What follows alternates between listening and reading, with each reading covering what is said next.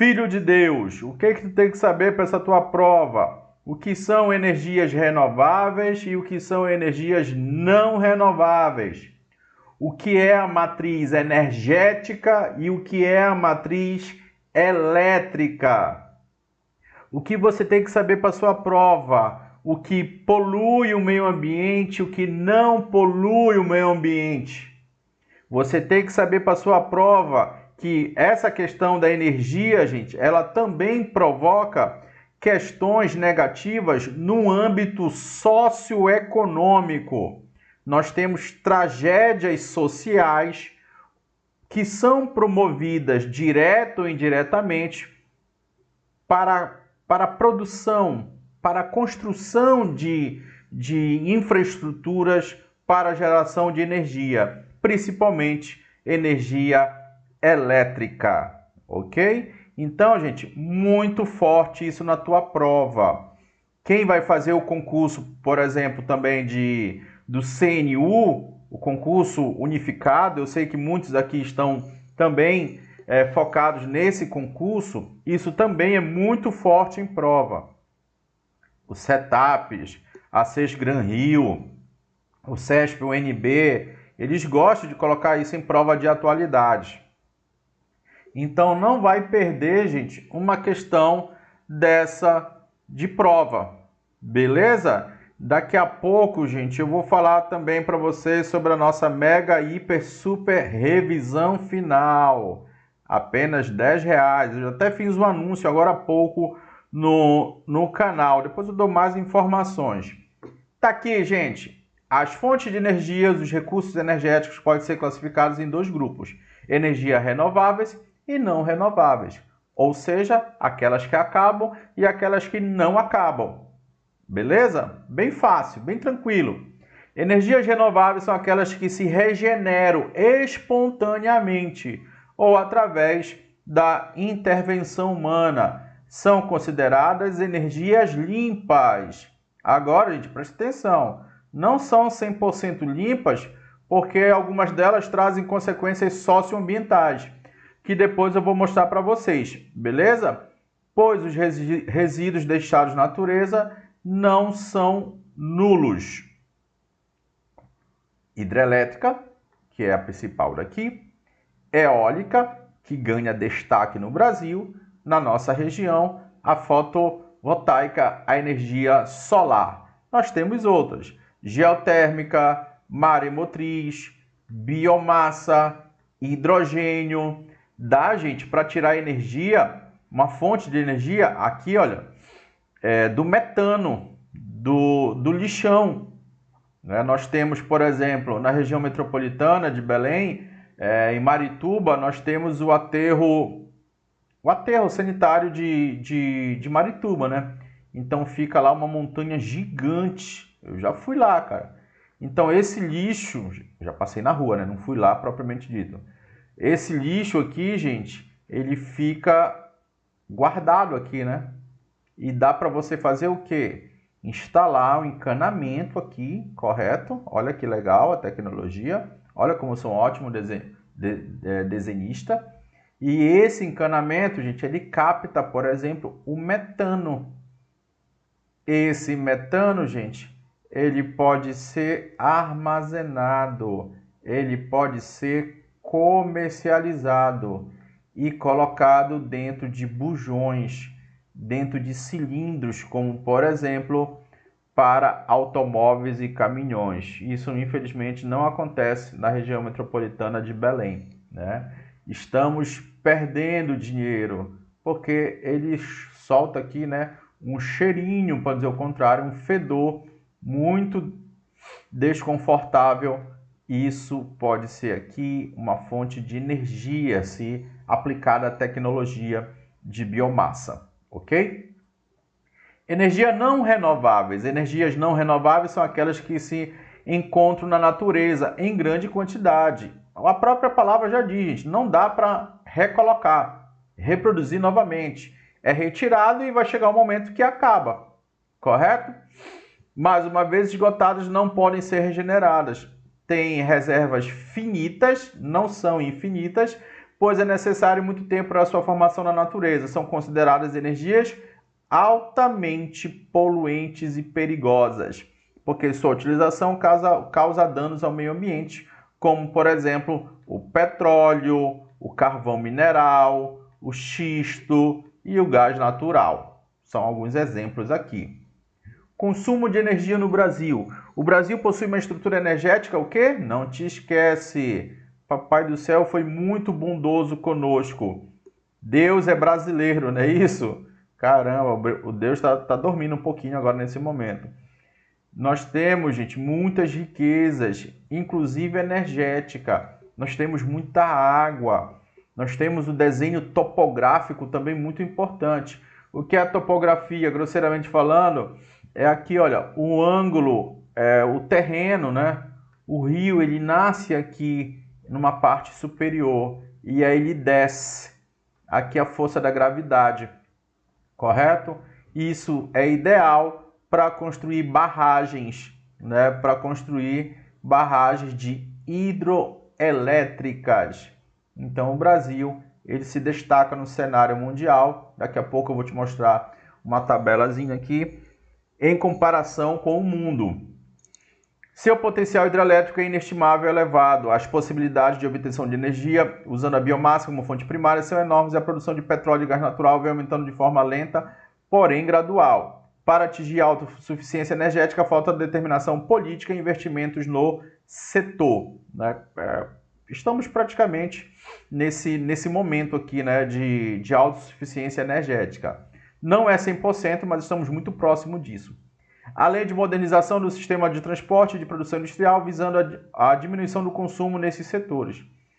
Então, a indústria e o transporte consomem muita energia. Repetindo, indústria e transporte consomem muita energia. É só você lembrar, gente, que aqui no Pará nós temos a hidrelétrica de Curuaúna. Sabia, gente? Hidrelétrica de Curuaúna. Próximo de Santarém, nós temos Belo Monte e nós temos Tucuruí.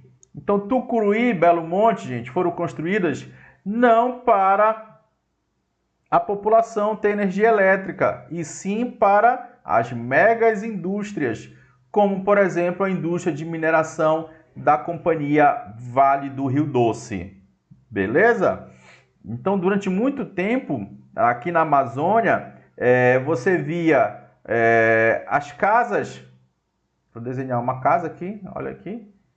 E aqui a torre de transmissão passando, aquela torre gigante, né, de energia elétrica. E as casas à luz de velas. Então era uma grande contradição da Amazônia, né? Nós temos os linhões passando por cima das residências, principalmente das cidades do interior, e não descia, não tinha subestação. Vou contar uma historinha para vocês rápida. Estava em São Félix do Xingu uma vez. Depois eu te conto porque eu estava em São Félix do Xingu. Copa do Mundo de 94. Quem é mais velho aqui sabe que o Romário arrebentou em 94. Quando ele bateu o pênalti, faltou energia na cidade. Então todo mundo saiu correndo para ver numa praça onde tinha um pequeno gerador, e eu assisti a Copa do Mundo de 94 numa TV preta e branca de 12 polegadas. São as contradições dessa questão energética no Brasil, né? Mas que melhorou hoje, gente, de forma muito significativa, tá? A matriz elétrica brasileira, preste atenção, gente, existe a matriz elétrica e existe a matriz energética. A matriz energética, gente, é o todo, todos os tipos de energia. A matriz elétrica é o que gera a nossa energia elétrica. É diferente, tá, gente? E ainda mais renovável do que a energética. Isso porque grande parte da energia elétrica gerada no Brasil vem de usinas hidroelétricas. Então, a nossa matriz elétrica ela é muito mais renovável que a energética. Eu vou mostrar daqui a pouco, mas vai ficar bem claro para vocês. A participação da energia eólica e a solar também vem crescendo. Olha aqui uma questão da tua prova. Muito cuidado com isso. energia eólica e energia solar. Hoje, gente, cada esquina do Brasil você vê uma empresa de energia solar, não é verdade? Antigamente isso era muito distante. Também vem crescendo bastante, contribuindo para que a nossa matriz elétrica continue sendo, em sua maior parte, renovável. Então, entre matriz energética e matriz elétrica, qual é a mais renovável? Elétrica. A elétrica somente para produzir energia elétrica. A energética é geral, tá, gente? É geral. Produz energia elétrica ou não. Tá aqui, gente. Matriz Energética Brasileira 2022. Então, você vê, gente, de energia, olha aqui, olha, petróleo, 35%, para mover o quê? Os nossos automóveis, os nossos caminhões. Beleza? Hidráulica, 12%.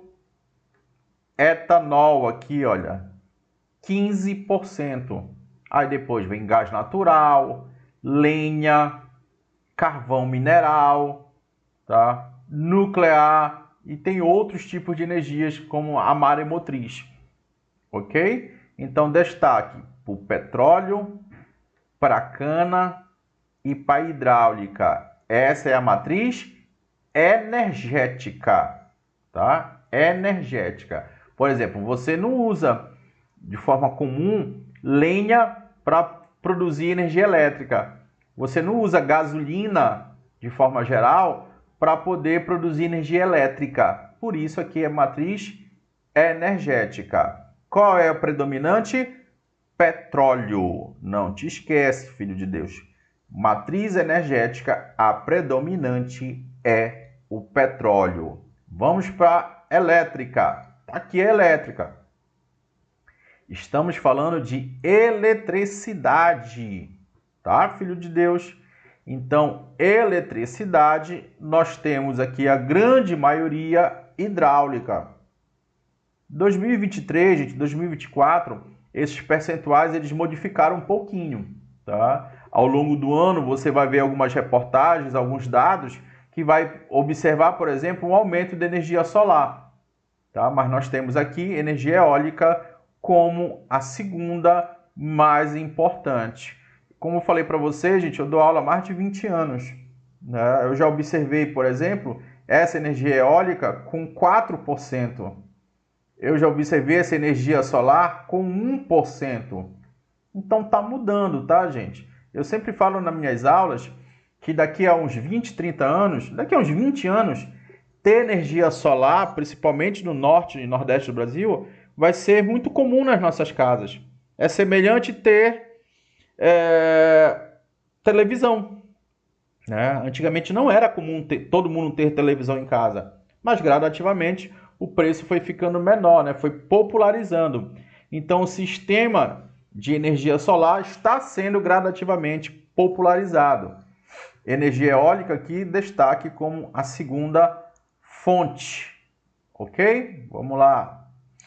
Matriz elétrica brasileira alcança 20 gigawatts de potência. ANEEL, 7 de 3 de 2024. Segundo a ANEEL, né, essa capacidade de produção energética, 84% são renováveis. Olha que bacana. 84% são renováveis. Atualmente, três maiores fontes renováveis que compõem a matriz elétrica. Matriz elétrica está aqui, olha, 55%, e isso são dados de 2024, tá, gente?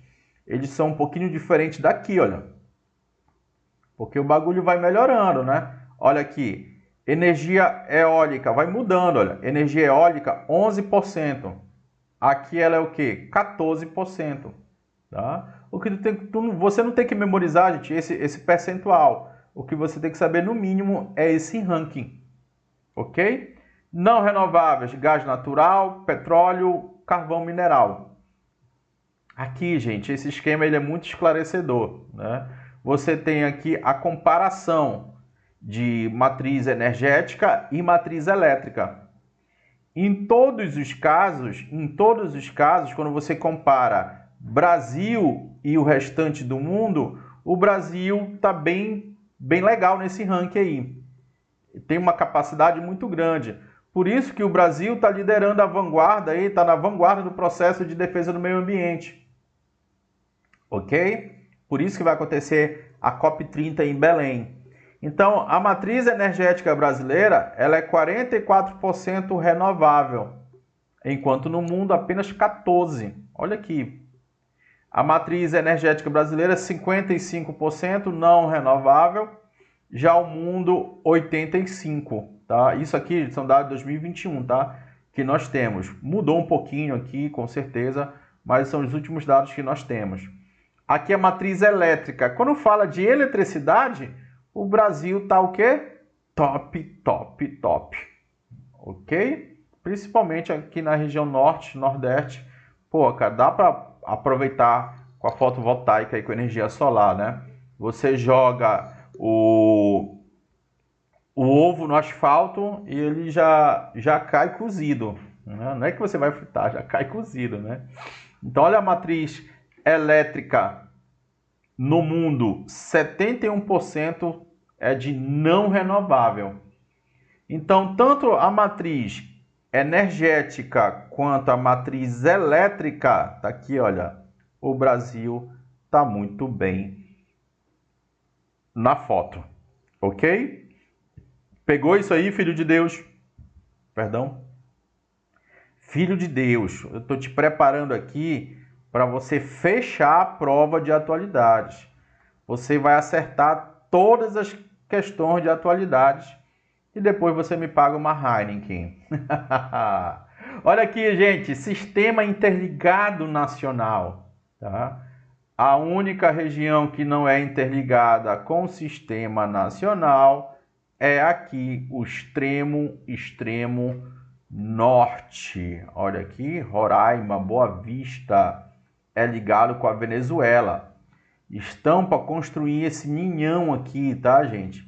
Mas há anos estão enrolando, mas esse ninhão aqui ele passa por terras indígenas, áreas de proteção ambiental. E aí nenhum governo quer pagar essa conta, tá ok?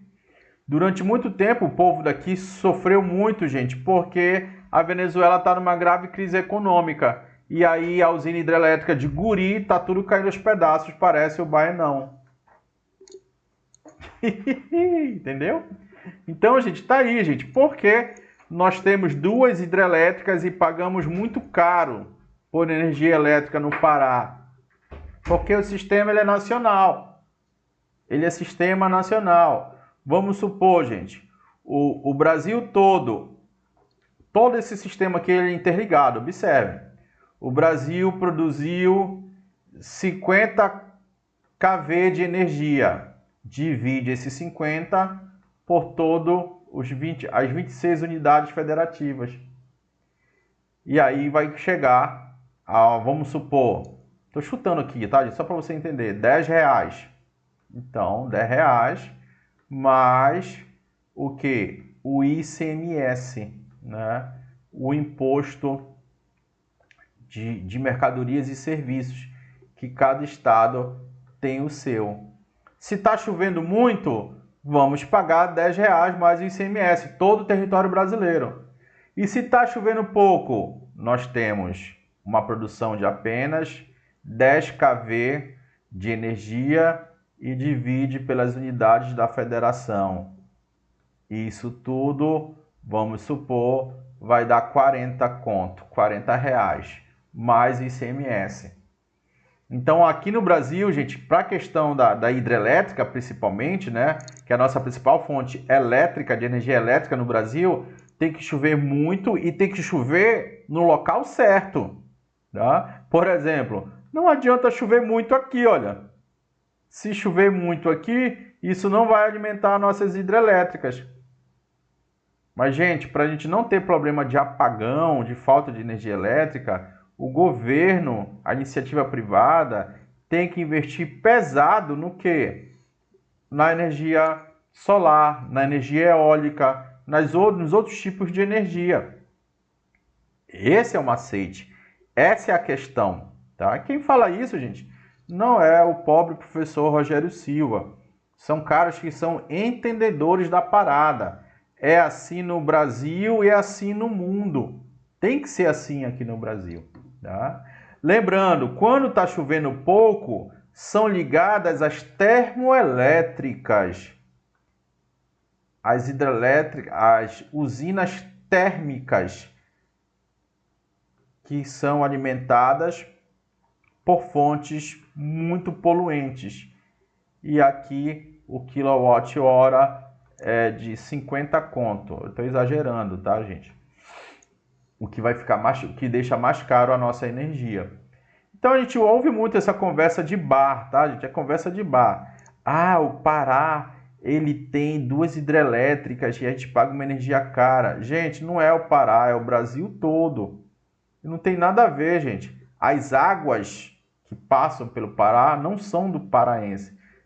Elas são de todo o povo brasileiro. A água é uma riqueza da federação, protegida pelo governo federal na Constituição, ok? Nós temos aqui, gente, algumas hidrelétricas, tá? Para você observar como é que é a parada aqui, olha. Aqui nós temos os lagos que são formados, correto? A área alagada em quilômetros quadrados. Observa aqui, Tucuruí, 3,5 de área alagada. Ilha Solteira, São Paulo ali, Mato Grosso do Sul, 1,2 de área alagada. Sobradinho na Bahia, 4,1 de área alagada. Quanto maior a área alagada, gente, maior são os impactos socioambientais. Então, gente, olha essa área alagada aqui gigante, mais impactos ambientais, socioambientais. E olha aqui, Belo Monte, com a tecnologia fio d'água. É uma área pequena, alagada, e tem o potencial de grande produção elétrica no Brasil. Tá? Um potencial. Não quer dizer que está tendo todo dia essa produção, todo ano essa produção, ok? Então, Tucuruí alagou uma área gigante e não tem uma grande capacidade, quer dizer, é uma grande capacidade, né? Mas não tão grande comparada com Itaipu e Belo Monte. Beleza? Lembrando que Itaipu é uma binacional, tá? Eu acredito que mês que vem eu vou lá visitar Itaipu, até fazer uns videozinhos e colocar no canal. Eu gosto de fazer viagens para conhecer de perto do que eu falo, do que eu leciono com propriedade. Não conheço Belo Monte nem Tucuruí, infelizmente. Qualquer dia eu vou lá fazer essa viagem, né? Eu estive próximo de Belo Monte ano passado. Mas é uma grande obra de engenharia, né, gente? Que trouxe consequências sociais muito grandes para Altamira, tá? Maiores hidrelétricas do mundo agora, gente. Três Gargantas na China, Itaipu, né, na nossa região de fronteira com o Paraguai, e agora tem uma nova entre aspas, né? Chilundum, meu Deus do céu. Belo Monte é a quarta, né? Guri, toda caindo aos pedaços, remendada com Durex e Durepox lá na Venezuela, né? E Tucuruí é a sexta. Esse é o novo ranking, tá? Durante muito tempo, Belo Monte foi a terceira maior do mundo, ok? Petróleo, petróleo, petróleo. Às vezes você tem que saber disso para você entender por que os Estados Unidos faz maior farofa para o mundo árabe. Porque o Bolsonaro e o Lula apertam a mão do ditador filha da mãe. Porque os Estados Unidos atacam o outro ditador da Venezuela, Nicolás Maduro. Então aqui nós temos alguns dados, tá? Isso muda um pouquinho, tá, gente? Em alguns rankings aparece aqui o Canadá também, como maiores reservas. Agora o que você tem que colocar aqui na produção, perdão. O que você tem que colocar na sua cabeça, gente, uma coisa é reserva, outra coisa é produção, tá? Reserva significa que está ali guardado. Pode ter 0 empresa explorando ali, está guardadinho. Agora, produção, gente, é aquela produção ali mensal, produção anual diária de barris. Então, gente, quem tem a maior reserva é a Venezuela. Quem tem a maior produção? Os Estados Unidos. Observa aqui, gente, produção, Estados Unidos, Rússia e Arábia Saudita.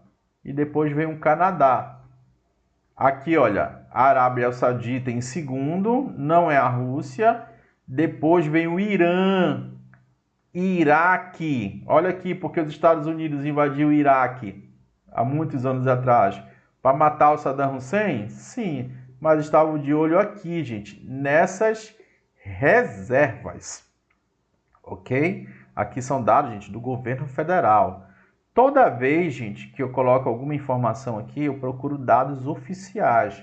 Vocês não têm noção, gente, quantas horas eu fico preparando essa aula aqui. Às vezes 8 horas para preparar um slidezinho desse aqui para vocês.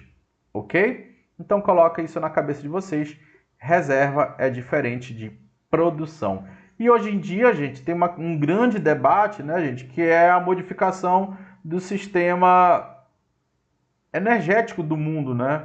Para ver essa questão do meio ambiente, a transição. Vamos abandonar o modo poluente e vamos para o modo verde de desenvolvimento sustentável? Gente, é um caminho sem volta. Se Deus quiser, daqui a 10 anos tu volta aqui e me cobra. Estaremos todos bem e vivos, com muita saúde. Professor, todo mundo agora tem carro elétrico. É um caminho sem volta, né? Por quê? Porque é mais barato em certa medida, né? Logicamente que existem vários e vários problemas, mas esses problemas serão solucionados nos próximos anos. Para você, cuidado com isso, tá, gente? Pode aparecer em prova, né? Nós temos várias empresas como a BYD, que é chinesa, com a introdução de carro elétrico, que vai promover prejuízo a esses países que vocês estão observando aí, gente. Tá? Então tem uma guerra de informação por aí. Para abastecer meu carro, encher o tanque é quanto? 280 reais. Meu carro bebe mais do que eu. Para abastecer um da BYD, logicamente que é um carro menor, você gasta de 35 a 40 reais de eletricidade. Então olha a diferença, gente. 280 para 35 e 40 reais. Né? Ah, professor, mas as baterias são poluentes. Ah, professor, não tem carregador. Tá, gente, tudo bem.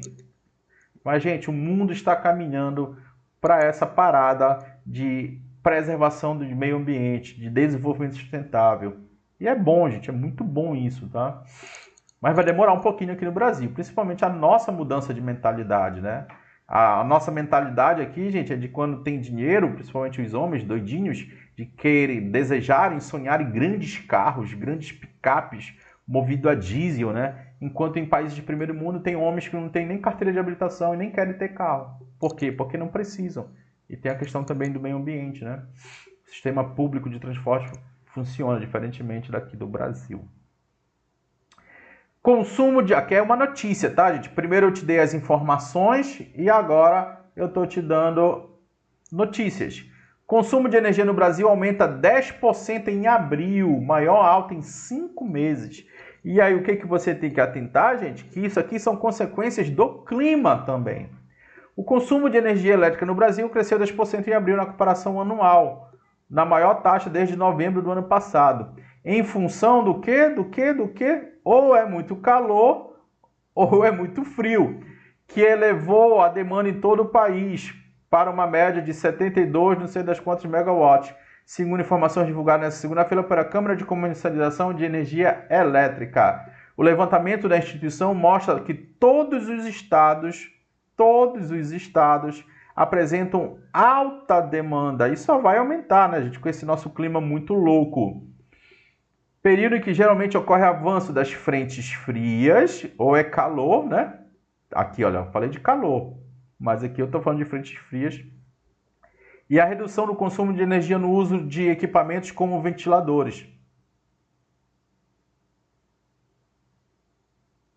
E a redução do consumo de energia do uso de equipamentos como ventiladores e ar-condicionados. Então, tem um momento que se diminui esse uso de ventiladores e ar-condicionados, mas, gente, aumenta por outro lado, porque no norte a gente não tem muito esse costume, né? A utilização de aquecedores. que são ligados à energia elétrica ou a gás. Então não tem para onde correr, tá, gente? O mercado regulado de energia atendido pela distribuidora de energia mostrou maior influência do clima no consumo. O consumo avançando 14% na comparação com o ano anterior, né? A abertura por ramos de atividade, as maiores altas de abril foram observadas nos setores. Atividades econômicas, tá, gente? Ele está falando aqui de atividades econômicas. Então, quem está consumindo muito aqui, fora o consumo residencial, a indústria, né? A indústria madeireira, de manufaturados e de bebidas, beleza? Já em relação à geração de energia, as usinas hidrelétricas produziram mais de 54 megawatts médios para o Sistema Interligado Nacional em abril, avanço de 4% no comparativo anual. Então, gente, você tem que saber isso para a prova de vocês. As usinas hidrelétricas produziram mais energia elétrica para o Brasil. 4%, quase 5%. Beleza? É isso. Guiana chupa de canudinho óleo da margem equatorial de Silveira. Quem chupa o que aqui? Professor, lá ele. O ministro de Minas e Energias, Alexandre Silveira, ele é puto com a galera do meio ambiente, do IBAMA. Diz que a Guiana Francesa está chupando de canudinho, devagarinho, só na maciota o petróleo da margem equatorial, que daqui a pouco eu vou te mostrar no mapa. Enquanto o Brasil segue sem definir uma posição sobre a exploração da região. Eu estou escutando isso, gente, desde 2000 e, sei lá, deixa eu me lembrar aqui exatamente, desde 2010. Desde 2010 eu estou ouvindo falar que Salinas, Salinópolis vai ser nova Macaé. O que é Macaé, gente? Macaé é uma cidade do Rio de Janeiro que ganhou muita grana com a Petrobras. Então, existem reservas de petróleo? Existem. São viáveis a exploração? Sim ou não? Vai dar lucro? Sim ou não? Então, gente, desde 2010 eu estou ouvindo essa parada. Só que aí vem a questão ambiental. Aí vem uma questão de opção. Nós não estamos em uma transição de matriz energética? E aí? Nós vamos deixar para lá o petróleo, investir em eólica, em solar, ou nós vamos explorar esse petróleo? Vale a pena correr o risco de destruição da foz do Rio Amazonas? Gente, eu não estou afirmando nada, tá? Eu só estou colocando indagações, interrogações. Então fica no dilema e o governo Lula vai ter que responder esse dilema, tá? É direito do povo brasileiro conhecer suas riquezas, afirmou o ministro em evento do G20 em Belo Horizonte. Ao falar sobre o tema, Silveira disse esperar com ansiedade e angústia a avaliação do quê? Tem que ter, antes de tudo, a licença ambiental. Então, gente, nós provavelmente, pelo que eu já li, nós temos bilhões de dólares enterrados na margem equatorial. Explorar ou não explorar? Eis a questão. Porque se a gente for explorar, a gente que eu falo o Estado brasileiro, a Petrobras, entre outras empresas, né, nós estaremos contribuindo para o aquecimento global, né, gente, e para a degradação do meio ambiente. A autarquia, que autarquia é essa? O IBAMA. A autarquia é responsável por avaliar os pedidos de licenciamento ambiental para a exploração do petróleo, dentre outras fontes energéticas. Em 2003, o IBAMA já negou, gente, essa solicitação do governo. Beleza? Então tá nessa daí. A discussão, no entanto, ainda não está encerrada. O presidente do IBAMA, Rodrigo Agostinho, disse que a entidade voltaria a tratar da liberação ainda neste ano. Ou seja, ele está sendo pressionado por forças políticas. Então ele diz, o Silveira, o ministro das Minas e Energia, que não vai muito com a galera do IBAMA aí, né? Eu não vejo como justiça e como fonte de soberania nacional, não podemos conhecer, essa é a palavra que estão usando, as potencialidades da margem equatorial, porque não acharam bonito, não é politicamente correto. Não é politicamente correto, não é ecologicamente correto, segundo alguns especialistas. Está aqui, olha, a margem equatorial. 14 empresas atuam na região localizada no norte do país, buscando comprovar reservas. Então você vê, gente, que tem aqui, olha, Rio Grande do Norte, Ceará, Piauí, Maranhão e Pará, né? E também o Amapá, olha, 500 quilômetros. Aqui essa reserva aqui que querem explorar, querem pesquisar de forma bem melhor, né? Essa reserva aqui, 500 quilômetros da foz do Rio Amazonas. Aqui é a foz do Rio Amazonas. Segundo a galera ambiental, aqui pode estar a cura da AIDS, do câncer, muita coisa falta ser estudada para a ciência e por isso essa área tem que ser altamente protegida, altamente preservada. Então, muito cuidado, gente. Uma questão dessa na tua prova, você não pode errar. O IBAMA já disse não, tá? Só que estão insistindo para o IBAMA liberar a exploração nessa região. Ok? Governo federal anuncia 2,5 bilhões em contratos para Luz para Todos. Está aqui, gente. Eu contei a historinha de São Félix do Xingu. Então tá aqui, olha. Lá não tinha, né? Naquele momento, em 94, não tinha luz para todos, que é justamente para fornecer energia elétrica para a população. Em breves, no arquipélago do Marajó, o ministro de Minas e Energia, Alexandre Silveira, anunciou um repasse de 2,5 bilhões para o programa Luz para Todos. Na tua prova, ele pode cobrar somente o nome do programa, tá? Do governo federal no Pará para os contratos. Cerca de 70 mil unidades consumidores serão atendidas, inclusive em regiões remotas do estado. Até cabos, gente, subaquáticos, tá? De energia elétrica, né? E também de internet, nós já vimos aqui, estão sendo levados para o interior do Pará, graças a Deus. E a atitude do governo também, né? Não só desse governo, tá, gente? De outros. Todas as famílias do Pará terão energia até 2026. Eu quero estar vivo para ver isso daqui, né? Isso é possível, mas tem que ter muita vontade política. É o maior programa de combate à pobreza energética do mundo e dignidade para nossa gente, destacou Silveira. O programa vai beneficiar 29 mil unidades consumidoras de localidades remotas com kits solares, olha. Então não é somente a energia elétrica tradicional que nós conhecemos, é através também de energia solar. E o que é muito mais viável, né, gente, para alguns locais do Brasil, não só na região do Marajó. Também serão realizadas 39 mil ligações com extensão de rede com investimento de 1,5 bilhão, sendo quase 280 mil pessoas beneficiadas em 58 municípios do Pará. Que legal! Top, top, top. Vocês não roubarem também, né?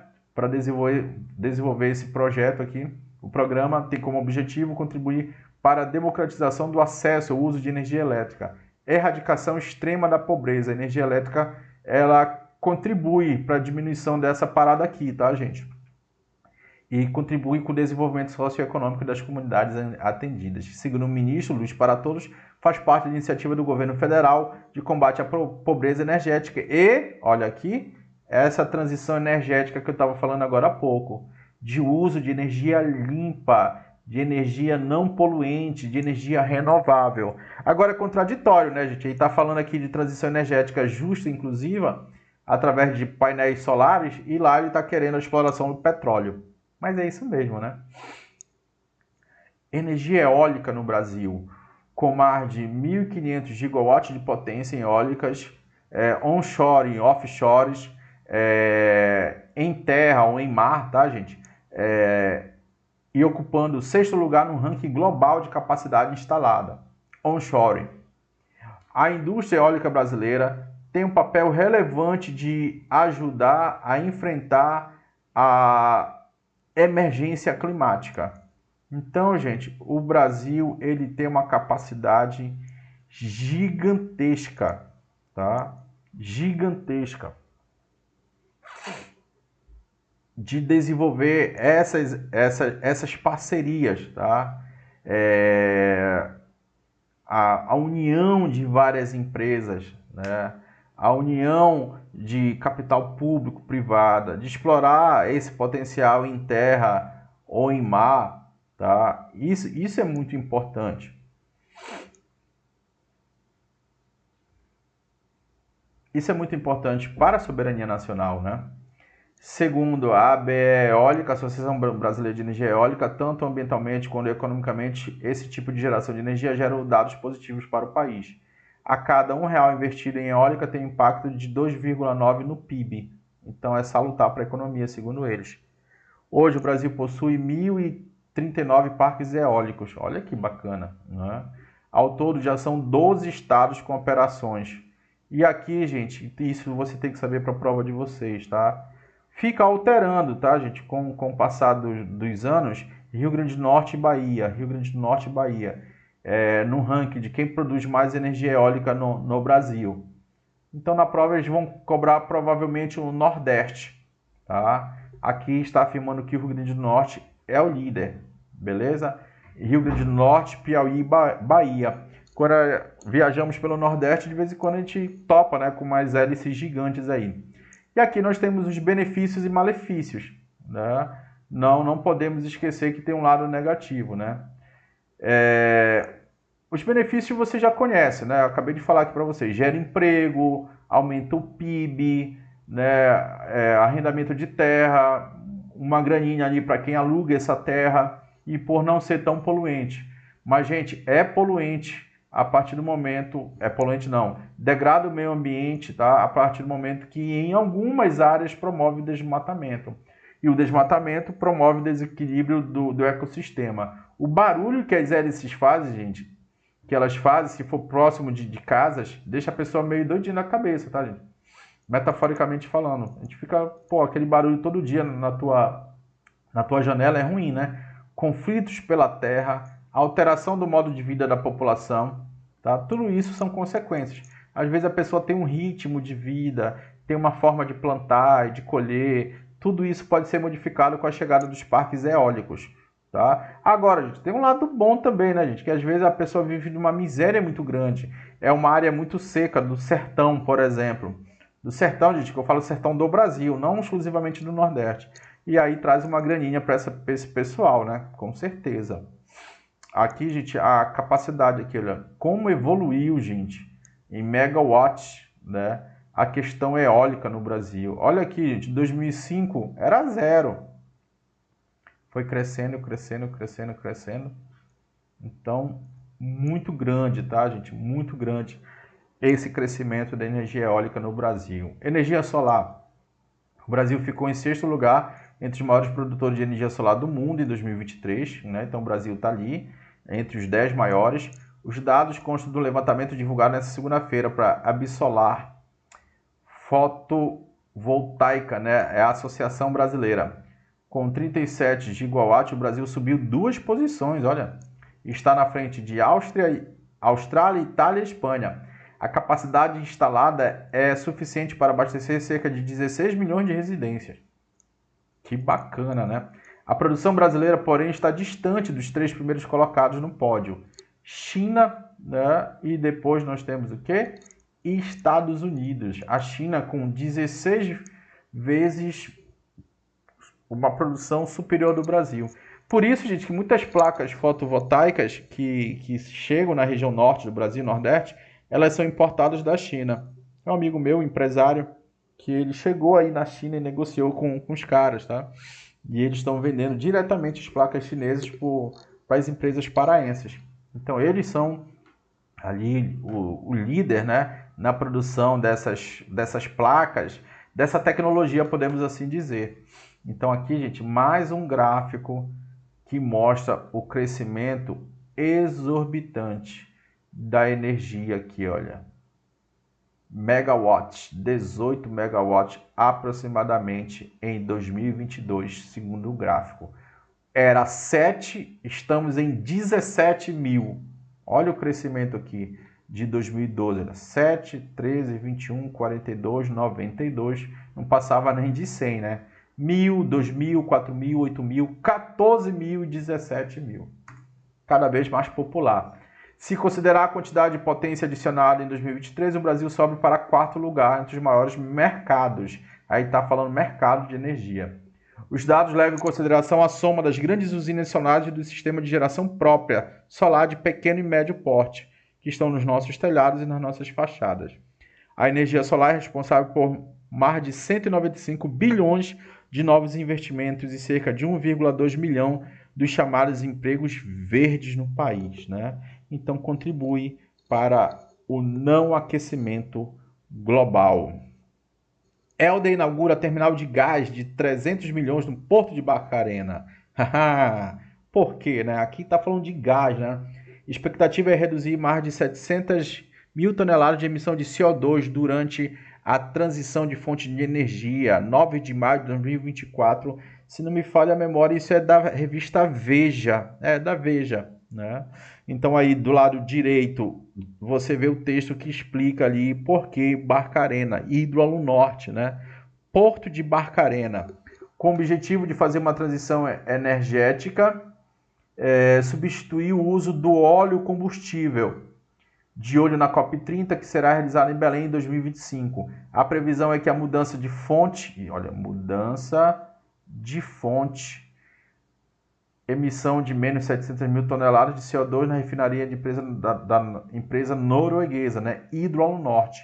A inauguração do terminal de GNL, né, é o gás aqui, né, de Barcarena, deve reduzir a poluição do ar no estado em 30%. Olha que bacana, né? Olha que legal. E para finalizar, exercícios. Top, top, top. Vamos lá. Estou tentando tirar esse bagulho aqui que travou. Borracha. Pronto. Primeira questão, bem fácil, bem tranquilo.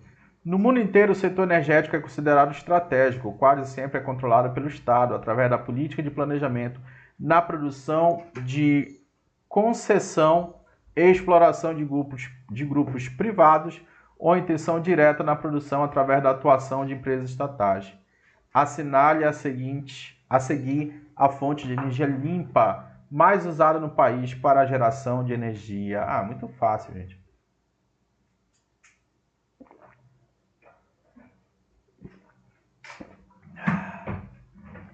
Tomar uma aguinha aqui. E aí, gente? Energia maremotriz, carvão, petróleo, água, diesel, né? Fonte de energia limpa mais usada no Brasil. Logicamente, que é através das águas. Então, letra D de draft. Vamos tomar muita draft quando vocês passarem no concurso de Castanhal. Segunda questão, no que diz respeito à matriz energética brasileira, julgue o item.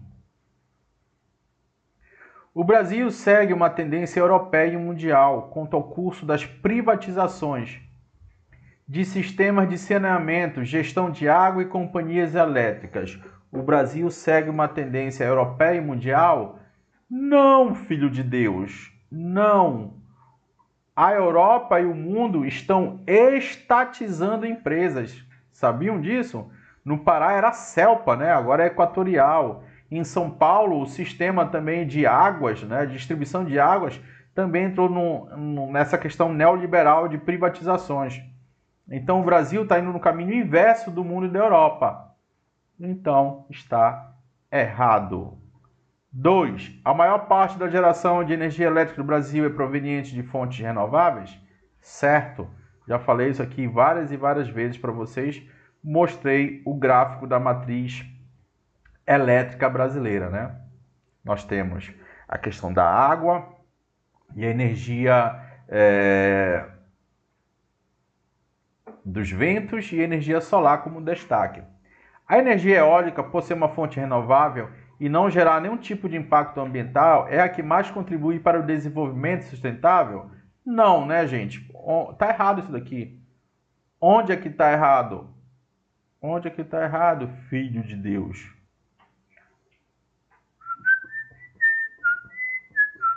Aqui, olha, não gera nenhum. Eu mostrei para vocês, gente, que em alguns casos gera desmatamento. Alguns casos, conflito pela terra, problemas de saúde mental e por aí vai, vários problemas, inclusive ambiental. Então, o item correto aqui, apenas 2. Letra B de Budweiser. Uma Budweiser hoje, gelada, desgraçado. Terceira questão. Essa terceira questão, gente, é uma questão antiga, tá? mas eu fiz questão... Meu Deus, é muito creme. Eu faço questão de colocar aqui para vocês. A minha namorada aqui tá passando 2 litros de creme, né? Para dormir, já tá na hora de dormir. Meu Deus, 00:30. É uma questão antiga, né? Mas para você observar como é que vem em prova, né? Prova elaborada pelo CETAP, né? Tribunal, eles pegaram um trecho da reportagem, né? Tribunal Regional Federal da Primeira Região em Brasília ordenou nessa quarta-feira a suspensão da licença de instalação em Altamira. Aí ele já deixa a dica, né? No oeste do Pará, de acordo com a decisão, ficam paralisadas todas as obras da hidrelétrica que está sendo construída no rio Xingu. Mais outra pista, Xingu. E tinha previsão para a conclusão em 2019. Ainda cabe recurso, né? Então, muito antigo isso daí. Nós sabemos que a hidrelétrica foi concluída. Marque a alternativa que complete corretamente a lacuna. Logicamente que aqui é a usina hidrelétrica de Belo Monte. Consequências negativas, gente, muitas, né? Muitas consequências. A questão de ter atingido a vida das populações nativas, né? Das populações quilombolas, da população indígena, né? Isso aqui foi muito ruim, né? E Belo Monte nem produz tanta energia assim. Às vezes funciona com metade de uma turbina, né? Houve aqui, gente, o aumento do preço de aluguel, principalmente durante a construção, né? Promoveu também, gente, a evasão escolar. Olha só, gente, por que evasão escolar? A cidade estava cheia, muitos serviços.